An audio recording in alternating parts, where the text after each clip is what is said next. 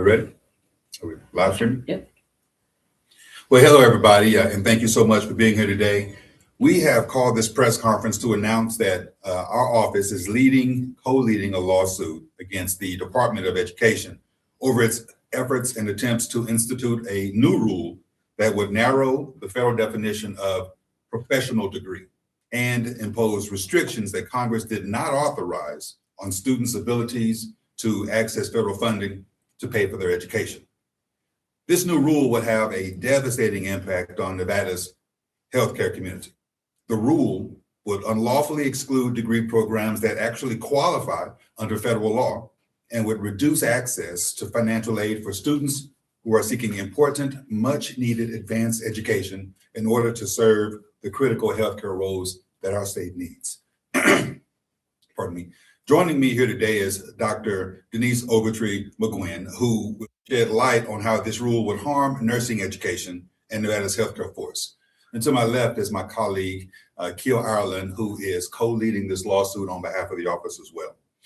But before we go any further, I would like to highlight the damage that this rule would cause to our students' ability to seek education that they need to do the jobs that they are called to do. In 1993, the Student Loan Reform Act was passed. This act established a direct loan program that made loans available to both undergraduate and graduate students. The availability of these loans ensures that talent and dedication, not status, would determine who can seek university degrees. In addition, because direct loans often have a lower interest rate and qualify for loan forgiveness, they actually provide students more freedom to take lower paying jobs in public interest or in academia, allowing for personal freedom in job selection.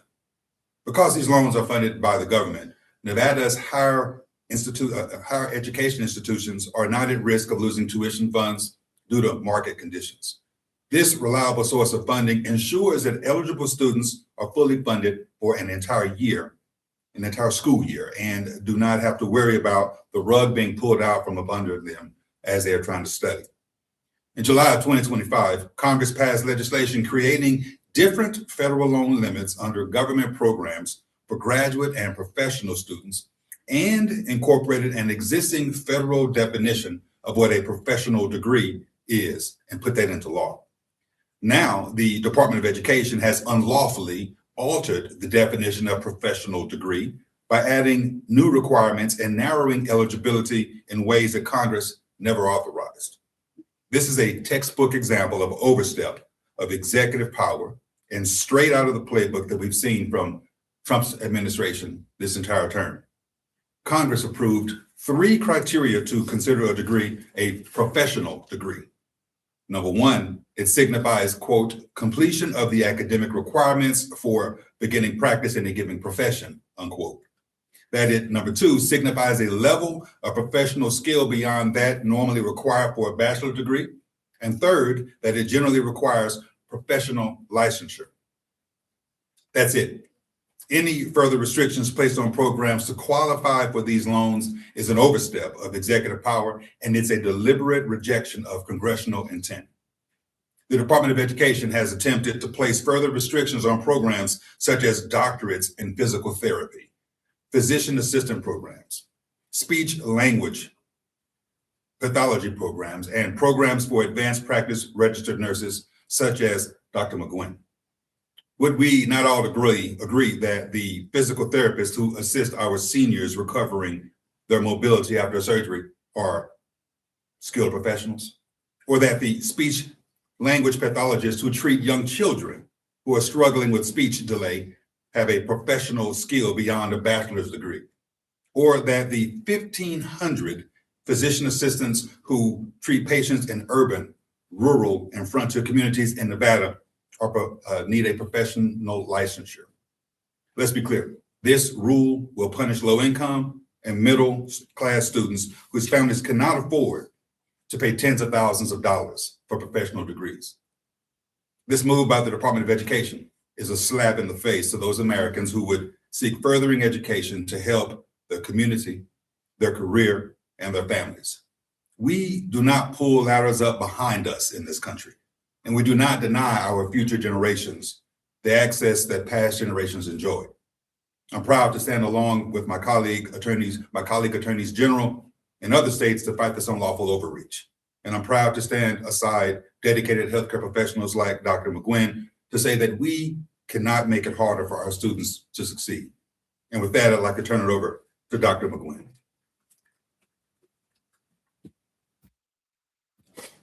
Good morning, and thank you, Attorney General Ford, for your leadership and for standing up for Nevada students, healthcare professionals, and communities. Our leaders have a responsibility to do everything they can to protect access to education and healthcare in our state.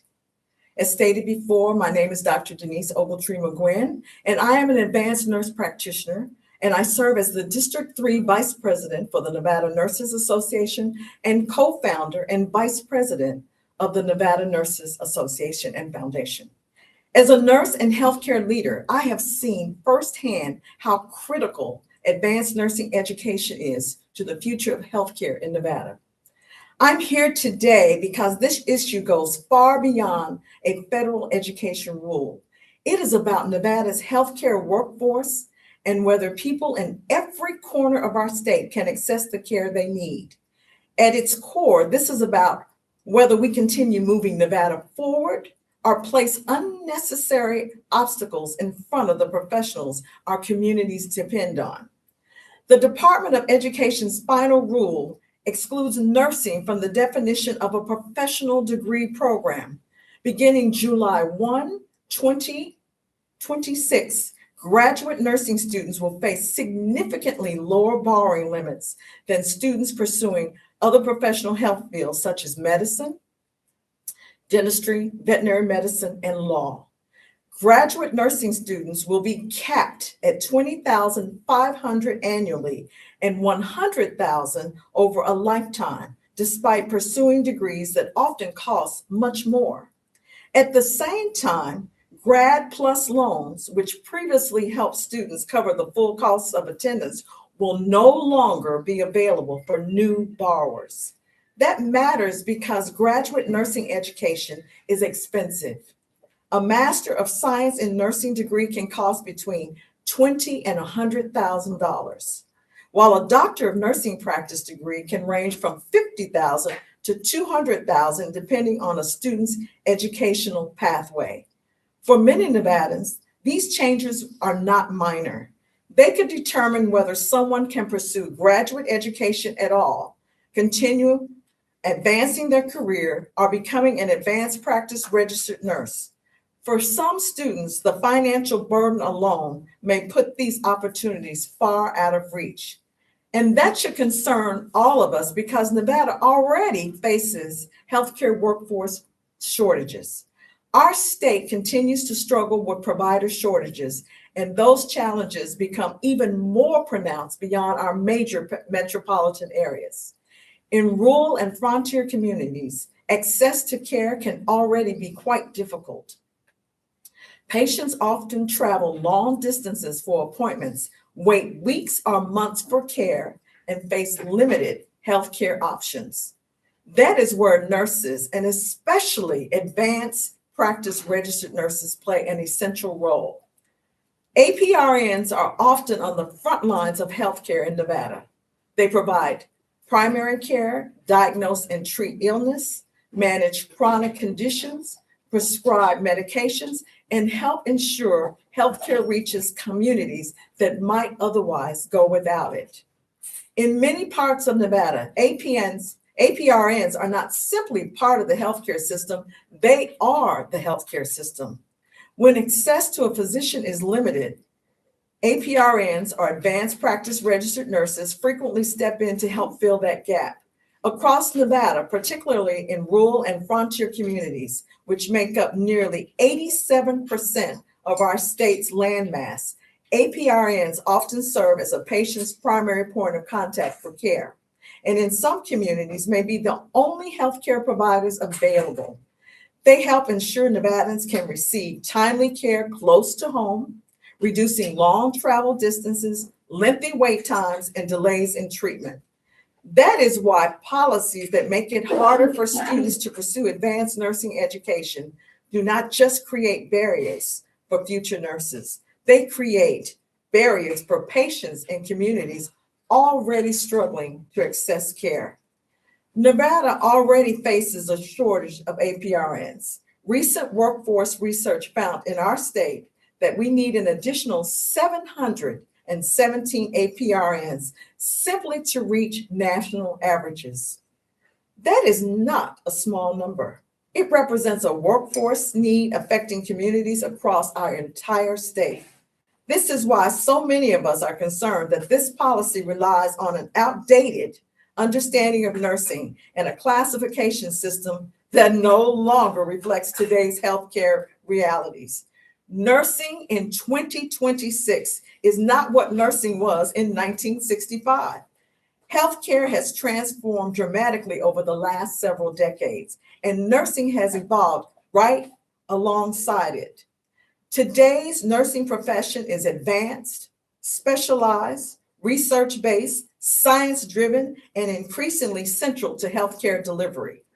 Modern nurses lead care teams, conduct research, manage complex patient needs, and help assess challenges ranging from chronic disease management to behavioral health and preventative care. Advanced practice registered nurses complete graduate level education, extensive clinical training, certification requirements, and licensure obligations. Yet under this policy, nursing is being treated differently than other professional disciplines. That simply does not reflect the reality of healthcare in Nevada. Because classifications shape policy, policy shapes opportunity, and opportunity determines whether students can pursue careers our communities rely on. The Nevada Nurses Association raised concerns because we understand the real-world impact these decisions can have. We have seen provider shortages, healthcare gaps, and delayed care affect communities across our state.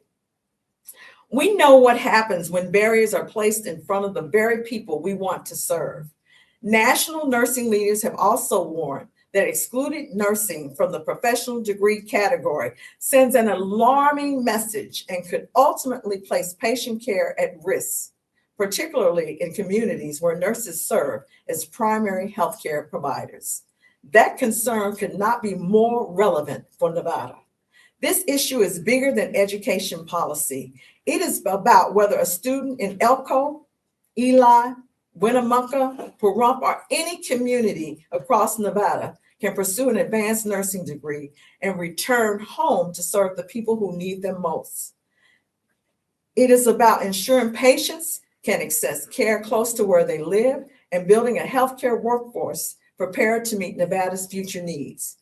The Nevada Nurses Association appreciates Attorney General Ford and the coalition for standing up and challenging this policy, because investing in nursing education is not simply an investment in students. It is an investment in public health and in every patient who deserves quality care, regardless of where they live. It is an investment in Nevada's future. Thank you. Thank you so much, Dr. McGuinn. And thank you again for being here to share your perspective on this. And thank you, Kill Allen, for your diligent hard work on this. And thank you to the coalition of attorneys general who have joined us in pushing back against this yet again unlawful action from this administration. We'll open it up for questions. Do we have any questions from anyone? Yes, I just want to make clear, why is it important for the community here in Nevada to be on the worker side and not the big corporation? Well, I think in the first instance, it's important to note the importance of healthcare professionals such as our nurses, as Dr. McGuinn has talked about, and the impact that they have on community health, not just here in Las Vegas, not just in Reno, but in other parts of our state, like she's indicated, like in Ely and Elko, and rural and frontier areas, and pushing back against an unlawful executive action in this particular instance is all the more important because we have a shortage of nurses and shortage of healthcare professionals. We should be encouraging individuals to go into this field It's certainly because Congress has already recognized by definition, essentially, that nurses are indeed professionals and deserve the ability to be able to pursue an education in this regard. So, look, we disagree with the policy in this instance, to be sure, but more than the policy, this is an issue of rule of law. And the Federal Department of Education has no right to undermine what Congress has said about this already, and we're going to continue to push back against those types of unlawful actions. Do you want to offer anything else, Dr. McGlynn? I think the Attorney General has stated it most clearly. I mean, it's almost a disgrace. People need to be taken care of. People are living longer. We have children who need immunizations. If you notice in our communities, not just here, but all across the United States, there's measles epidemics. So a lot of times those things occur because maybe there's not access to care. Maybe there's not access to having the medical knowledge that parents and families need to know to make sure that their children are immunized. We've got seniors, we have veterans that need quality care. And so that is imperative that nurses remain on the force, in the force of being professionals. So thank you so very much. Thank you. Thank Could you. repeat your name? Dr. Denise Ogletree McGuinn, Advanced Practice Registered Nurse. Thank you. Okay, and thanks everybody for coming out. We really appreciate it.